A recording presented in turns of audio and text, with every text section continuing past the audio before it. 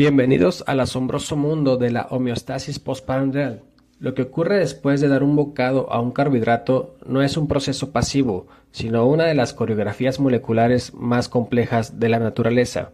Durante años, vimos al intestino como un simple tubo de absorción, pero hoy la ciencia lo redefine como el órgano endocrino más grande del cuerpo y nuestro sensor metabólico primario.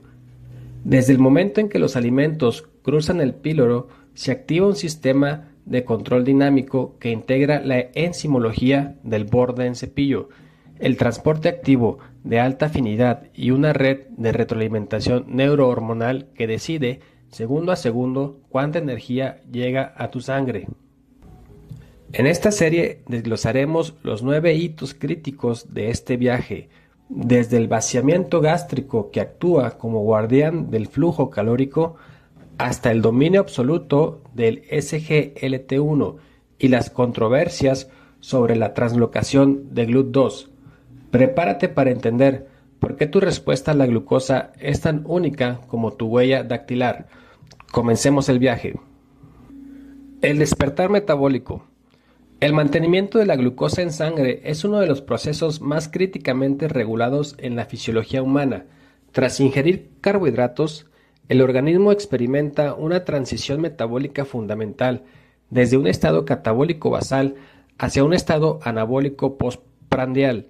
Esta respuesta no es una función pasiva del contenido de la dieta, sino el producto de un sistema dinámico que integra la neurofisiología gastrointestinal, la enzimología del enterocito y redes de retroalimentación endocrina.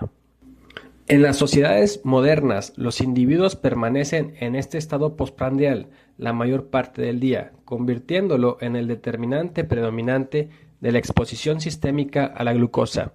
El intestino ha dejado de verse como un conducto pasivo para ser reconocido como el órgano endocrino más grande y el principal sensor metabólico del cuerpo. El guardián del flujo.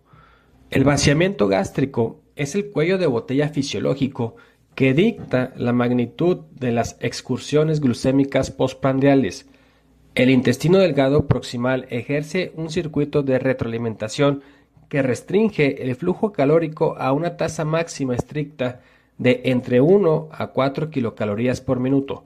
Este mecanismo es tan potente que explica aproximadamente el 35% de la varianza de los picos máximos de glucosa en sangre, tanto en personas sanas como con diabetes. Un vaciamiento rápido puede provocar picos de glucosa excesivos, mientras que un vaciamiento lento ayuda a amortiguarlos. Este control es bidireccional, ya que la propia hiperglucemia sistémica actúa ralentizando mecánicamente el vaciamiento gástrico como medida de seguridad. La digestión comienza en la boca con la alfa-amilasa salival, que inicia la hidrólisis de los enlaces alfa-1,4 del almidón. Aunque el tránsito bucal es breve, esta enzima puede continuar trabajando dentro del bolo alimenticio en el estómago hasta que el pH ácido la inactiva. Al llegar al duodeno, la alfa-amilasa pancreática asume el protagonismo absoluto, hidrolizando los enlaces restantes con una eficiencia masiva.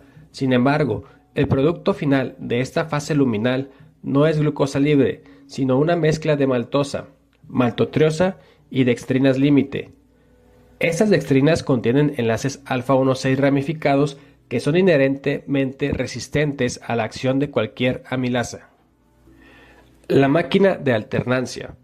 La hidrólisis terminal ocurre en el borde en cepillo mediante complejos enzimáticos que no flotan libres, sino que forman heterocomplejos supramoleculares masivos. El complejo sacarasa isomaltasa y la maltasa glucoamilasa se asocian de forma robusta en microdominios de la membrana conocidos como balsas lipídicas.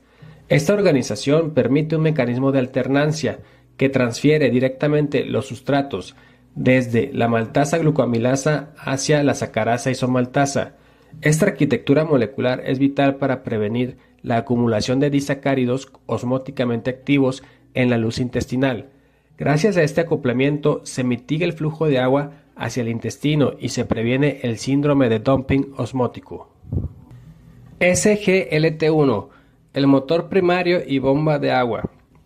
Bajo condiciones fisiológicas normales, la captación de glucosa está orquestada casi exclusivamente por el cotransportador de sodio-glucosa tipo 1, SGLT1. Este transportador utiliza el gradiente electroquímico de sodio generado por la bomba sodio-potasio ATPasa vasolateral para concentrar azúcar contra gradiente. El SGLT1 es un motor de alta afinidad pero baja capacidad que domina la absorción apical incluso ante cargas moderadas de glucosa. Un aspecto bioquímico fascinante es su función como bomba de agua molecular, transportando entre 200 y 260 moléculas de agua por cada ciclo de transporte. Este simporte de agua es fundamental para la absorción hídrica postprandial y la eficacia de la terapia de rehidratación oral. La controversia de GLUT2. Tradicionalmente se consideraba que GLUT2 era un transportador exclusivamente vasolateral que permitía la salida pasiva de glucosa hacia la sangre. La teoría de que GLUT2 se trasloca a la membrana apical para ayudar a la absorción masiva de glucosa sigue siendo objeto de debate científico. Estudios genéticos recientes en modelos animales sugieren que, en condiciones de salud, SGLT1 es el transportador maestro ineludible y GLUT2 tiene un papel menor en el influjo apical. Sin embargo, en estados de obesidad y resistencia a la insulina, se ha demostrado que GLUT2 se localiza permanentemente en la membrana apical en humanos. Esta anomalía patológica exacerba la hiperglucemia postprandial al aumentar la eficiencia del transporte transepitelial de azúcar. Ruta paracelular. Cuando la carga de carbohidratos es masiva, existe una ruta alternativa al transporte celular, la ruta paracelular inducida por arrastre por solvente. La actividad máxima de SGLT1 desencadena cambios en el citoesqueleto que relajan físicamente las uniones estrechas entre los enterocitos.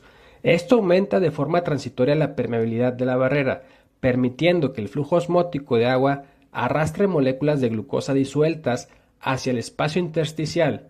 Aunque su contribución en humanos sanos es objeto de discusión, este fenómeno es incuestionablemente relevante en la obesidad y en la diabetes tipo 2.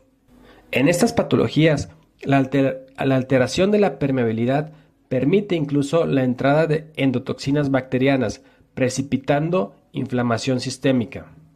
El control de la glucemia depende críticamente del efecto incretina, responsable de hasta el 60% de la insulina liberada tras una comida. Las hormonas GIP y GLP-1 son secretadas por células enteroendocrinas en respuesta directa a la detección de nutrientes en el lumen.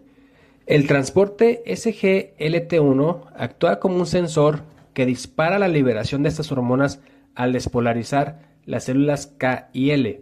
El GLP-1 en particular activa receptores en el nervio vago que frenan súbitamente la motilidad del estómago, ralentizando el vaciamiento gástrico.